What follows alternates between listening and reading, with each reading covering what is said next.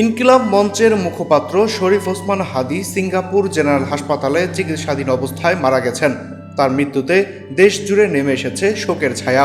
স্থানীয় সংবাদ মাধ্যমের পাশাপাশি হাদীর মৃত্যুর খবর গুরুত্ব দিয়ে প্রকাশ করেছে আন্তর্জাতিক বিভিন্ন গণমাধ্যম। ওসমান হাদীর মৃত্যুর খবর বৃহস্পতিবারই 18 ডিসেম্বর প্রকাশ করেছে কাতার ভিত্তিক সংবাদ মাধ্যম আল জাজিরা। তাদের প্রতিবেদনে বলা হয়, গত বছর বাংলাদেশের ছাত্র নেতৃত্বাধীন আন্দোলনের নেতা শরীফ ওসমান হাদী গুলিবিদ্ধ হওয়ার পর যাকে চিকিৎসার জন্য সিঙ্গাপুরে নিয়ে যাওয়া হয়েছিল তিনি মারা গেছেন। সিঙ্গাপুরের পররাষ্ট্র মন্ত্রণালয়ের বিবৃতির বরাত দিয়ে সংবাদ মাধ্যমটি জানায়, চিকিৎসকদের সর্বোত্তম প্রচেষ্টা সত্ত্বেও হাদীকে বাঁচানো যায়নি। ডয়েচে ভেলেও হাদীকে নিয়ে খবর প্রকাশ করেছে।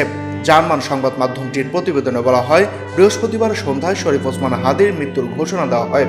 বিক্ষোভকারীরা হাদীর হত্যাকারীদের গ্রেফতারের দাবি জানিয়েছেন। হাদী ভারতের একজন স্পষ্টভাষী সমালোচক ছিলেন বলেও উল্লেখ করা হয় ডয়েচে ভেলের প্রতিবেদনে। ব্রিটিশ সংবাদ মাধ্যম বিবিসি জানিয়েছে, সাবেক প্রধানমন্ত্রী শেখ হাসিনাকে ক্ষমতাচ্যুতকারী যুব আন্দোলনের একজন বিশিষ্ট নেতা শরীফ ওসমান হাদীর মৃত্যুর পর বাংলাদেশে বিক্ষোভ ছড়িয়ে পড়েছে। আরেক ব্রিটিশ সংবাদ মাধ্যম দ্য গার্ডিয়ানও এই খবর প্রকাশ করেছে। বৃহস্পতিবার হাদীর মৃত্যুর খবর আসার পর বাংলাদেশের বিভিন্ন জায়গায় বিক্ষোভ হয়েছে বলেও উল্লেখ করা হয় প্রতিবেদনে। মার্কিন সংবাদ মাধ্যম সিএনএন একই খবর দিয়েছে। CNA, Al Arabiya, the sun Malaysia সহ আন্তর্জাতিক অন্যান্য গণমাধ্যমও ওসমান হাদীর মৃত্যুর খবর দিয়েছে। এছাড়াও দ্য ডন, জিও নিউজ ও এক্সপ্রেস ট্রিবিউন সহ পাকিস্তানের বিভিন্ন গণমাধ্যম এবং দ্য টেলিগ্রাফ, এনডিটিভির মতো ভারতীয় অনেক সংবাদ মাধ্যম জানিয়েছে হাদীর মৃত্যুর খবর।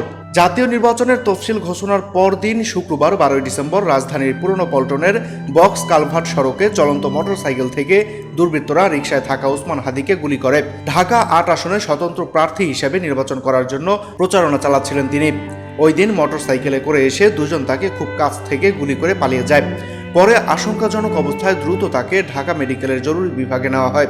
সেখানে চিকিৎসাধীন অবস্থায় জানা যায়, গুলি ওসমান হাদীর মাথার ডান দিক থেকে ঢুকে বাম পাশ দিয়ে বের হয়ে গেছে, তবে অংশবিশেষ এখনও তার ব্রেনে রয়েছে।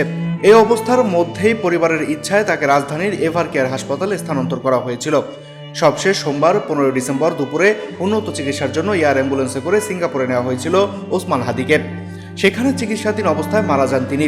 ওসমান হাদীর মরদেহ শুক্রবার 19 ডিসেম্বর সিঙ্গাপুর থেকে দেশে আনা হবে। Mahadi Hasan BN, up to date news, Dhaka.